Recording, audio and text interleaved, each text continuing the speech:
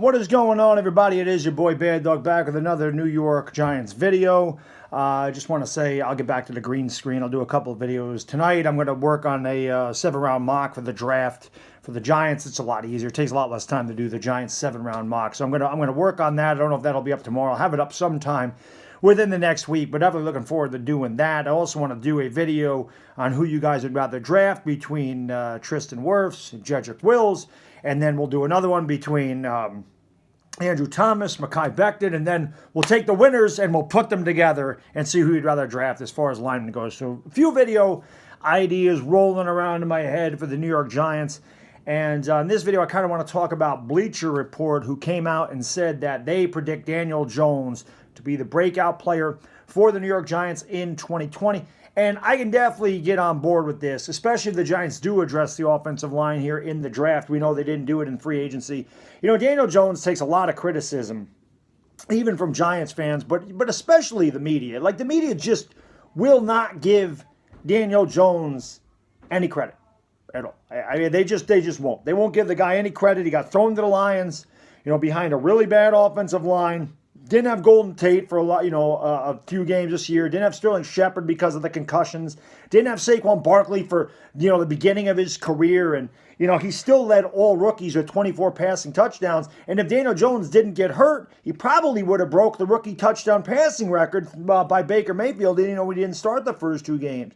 He did have his ups and downs. He's a rookie. He's going to have some rough games. He's going to make some mistakes. He does have a fumbling problem. But these are all things that he's going to work on. I mean, he was a rookie. It's his first year in the league. They got to get acclimated to the NFL speed. No, he's not Pat Mahomes. No, he's not Russell Wilson. But Daniel Jones definitely has the talent to succeed in this league. And I have no doubt that Daniel Jones will increase leaps and bounds as his career goes on. I really like Daniel Jones. Obviously, it's a big turnaround from when we drafted him. But we all know I've been on board the Daniel Jones train pretty much a week after we drafted him. I love him, and I agree with Bleacher Report. I think Daniel Jones could have a big season for the New York Giants. It's actually nice to see a media outlet giving him some credit, because Lord knows, for whatever reason, the media just doesn't want to admit they were wrong. They all laughed at the pick. A lot of Giants fans are pissed at the pick. I mean, I was. I mean, we all saw that. But as I said, when I started watching film on Daniel Jones, I really began to like his game a lot, and I supported him, right after that. And I've been on board this whole time. I've done nothing but defend the kid. Yes, like I said, he's got to hang on to the ball. He needs better ball security. But again, that'll work. You get a better blindside protector than Nate Solder and get him some time in the pocket and establish a running game. And get the right coaching, Daniel Jones could be really solid. I do think that Daniel Jones could be the breakout player for the Giants this year, and I hope that he is.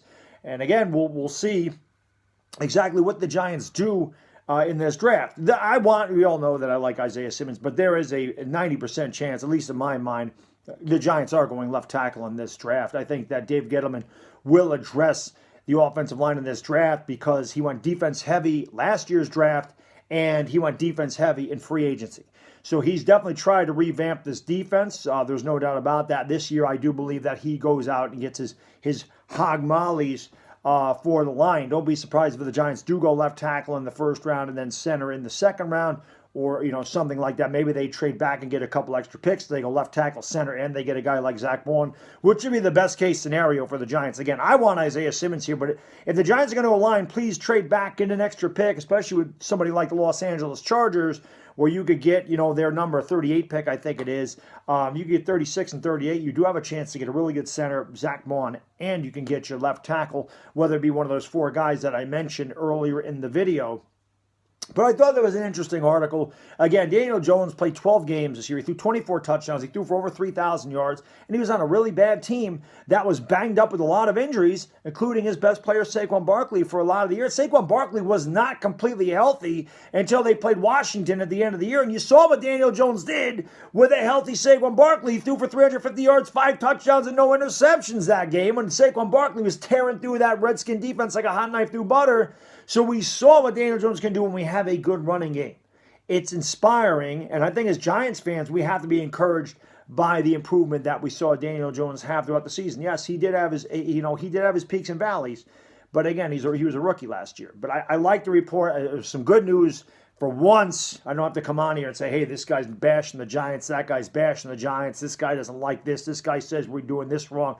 It was nice to read some positive press, and it was nice to read positive press about Daniel Jones. By the way, if you made it this far in the video, I wanted to mention in the beginning, I'll be on Fisk Vegas's channel. We're going to do a podcast together. I'm going to get with Fisk Vegas, so hope you guys will go over there and tune in for that at some point.